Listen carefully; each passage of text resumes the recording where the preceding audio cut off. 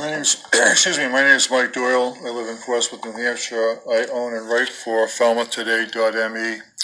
What I'm about to say tonight is protected under Supreme Court decisions in Whitney v. California. Attorneys at the table might be interested in that. Also Reed v. Gilbert, Arizona, and Lozman v. Riviera Beach, Florida. I wrote this piece April 3rd of this year. What happens when you have any government run by Democrats with no Republican oversight?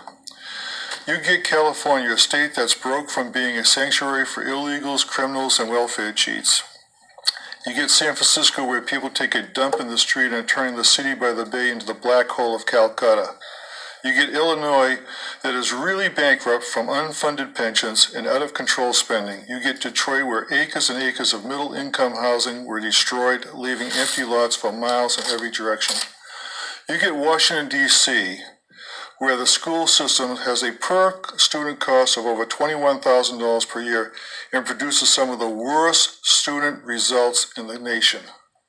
Then you have Falmouth, Maine, totally controlled by the moonbats from everywhere, like San Jose and Durham and every other place that any of us who grew up in Maine would never consider living. It seems they just can't stop trying to change Falmouth into some of the same hellholes they fled from. The recent farce of a groupthink run by the controlling party about building density on March 28th was so contrived and premise-driven by the Democrats to suppress any public disagreement. It was a total waste of time.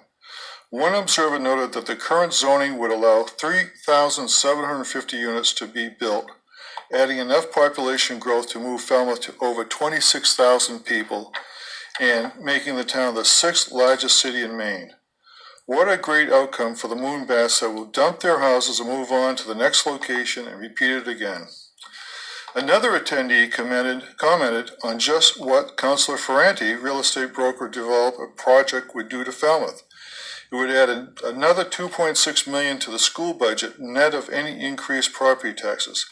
They opined it would be cheaper for Falmouth taxpayers to pay Ferranti $1 million a year green meal just to have her drop the project.